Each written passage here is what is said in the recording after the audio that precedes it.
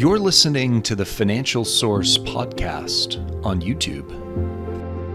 Hi, everyone, and welcome to the Financial Source podcast. We are seeing just a really powerful clash in the global markets right now. A real collision of forces. Exactly. You've got this explosive optimism coming from the tech sector running right up against some deeply uncertain macro and geopolitical realities. Right, global equities are just soaring. I mean, NVIDIA's earnings beat fueled a huge risk rally all across Asia, and it's lifting U.S. equity futures. Yet all that optimism is running headlong into a newly hawkish narrative from the Federal Reserve, and their upcoming policy meeting is going to happen without key labor reports, which has dramatically reduced market expectations for a December rate cut. And on top of all of that, you have this critical, really market-moving news about an accelerating U.S.-Russia peace framework for Ukraine. We're talking territorial concessions, huge implications for safe haven flows, energy markets. So we'll break down how trade policy is influencing this global AI chip race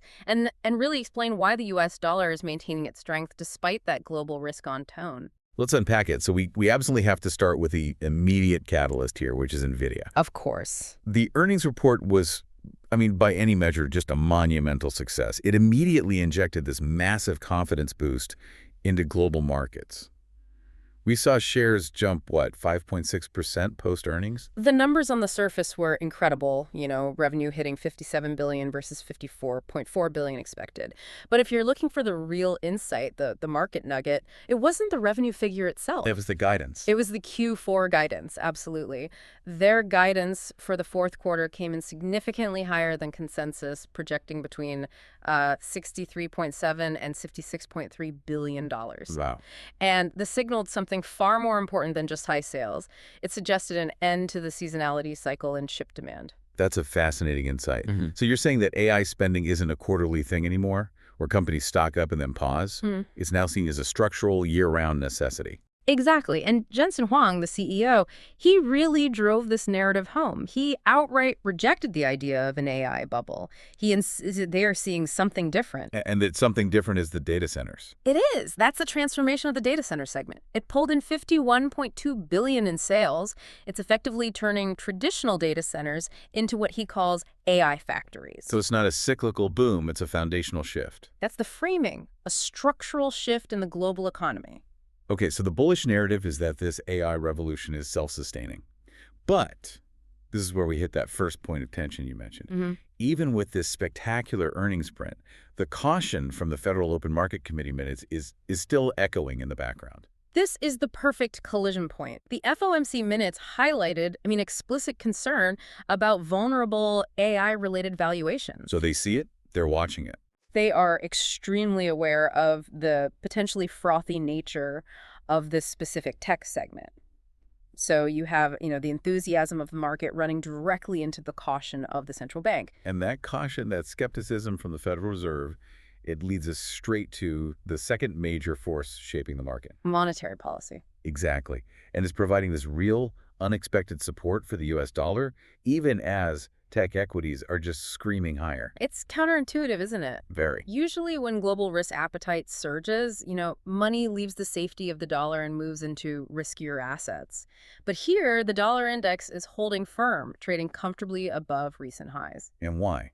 It's not sentiment. No, it's all about policy expectations. Which all boils down to a technical detail in the economic data calendar that has these massive implications. It does. The crucial detail is that Federal Reserve policymakers will go into their December 10th policy meeting without having seen the October or the November jobs reports. And those are massive labor inputs. Labor health is it's central to their inflation fight.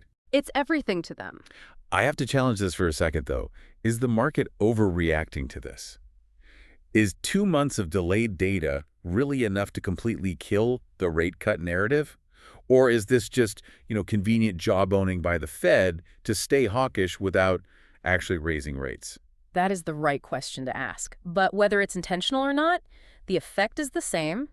Right now, uncertainty equals hawkishness. And the market gets it. Immediately, the market has internalized this. This effective information blackout before the decision has just crushed the odds of a December rate cut. We're talking under 25% now. Wow. And that dramatic repricing of expectations, that is the primary factor supporting the strong dollar. So that dollar strength is basically capping the upside for every other major currency. It doesn't matter what their local economic story is. Exactly. Just look at the currency markets. The euro dollar, it edged lower simply because the stronger dollar capped its gains. There just wasn't enough positive news out of the eurozone to offset that U.S. momentum. And sterling looks particularly vulnerable here. After that sharp drop post-consumer price index. Which was driven by a weaker UK inflation report. Right. And then the broad dollar strength just pushed the pound right below that critical 1.3050 psychological floor.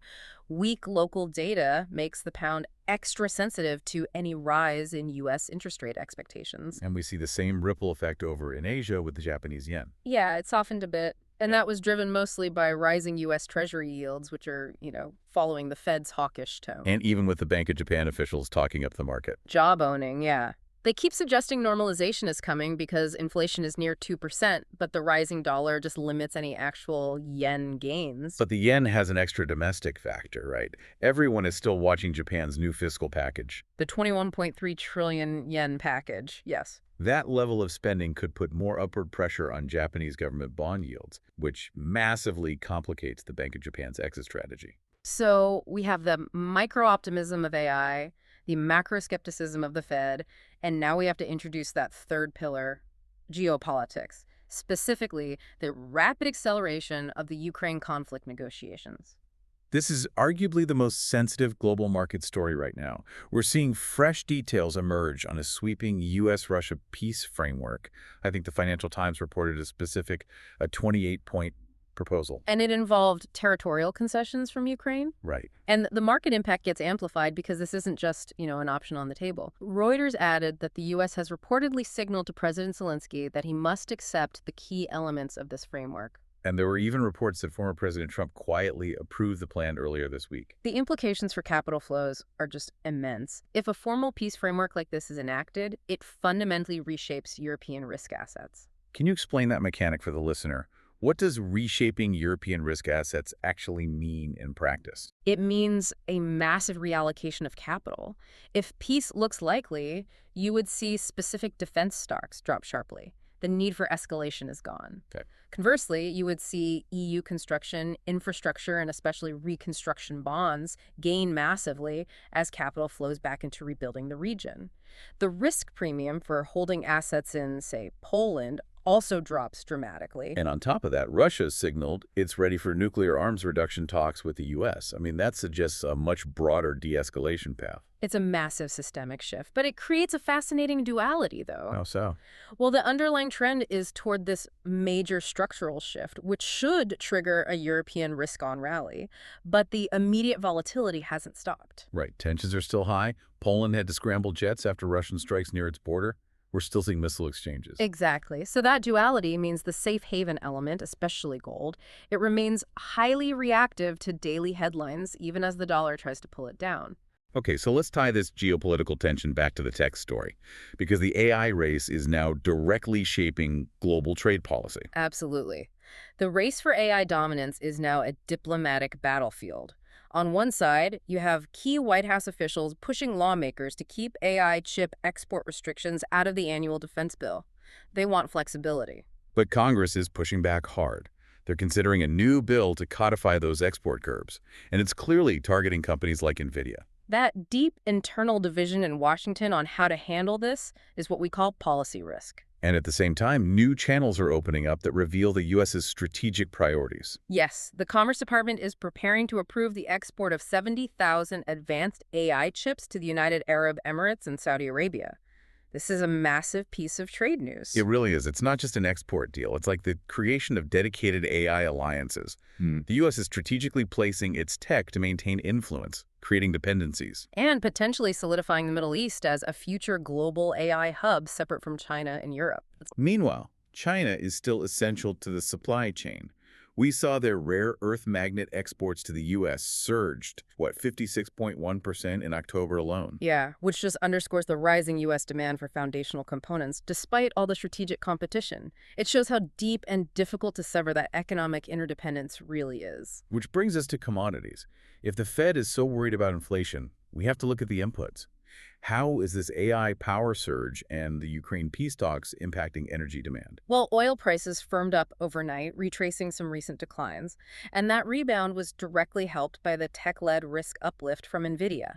But the long-term impact is where it gets really fascinating. The power demand. The staggering power demand. Yeah. During the earnings call, NVIDIA talked about the energy needed for this AI growth. And that structural energy demand feeds directly into expectations for long-term oil consumption. Even with electric vehicles, if AI server farms need exponentially more power, that provides a structural tailwind for oil prices for years. That's the AI bull case for oil. But wait, you have to factor in the geopolitical driver. A resolution in Ukraine. Right. That would likely reduce the risk premium in European energy prices, which would put downward pressure on oil. So you have AI demand pulling oil up and geopolitical de-escalation pulling it down.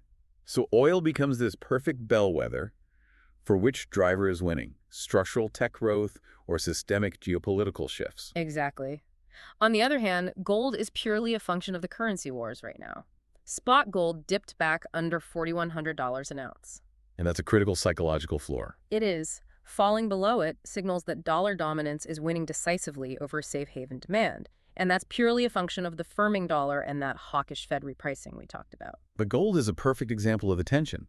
As long as the Ukraine negotiations are sensitive and U.S.-China tensions are bubbling, gold will stay reactive, just waiting for a chance to surge back up.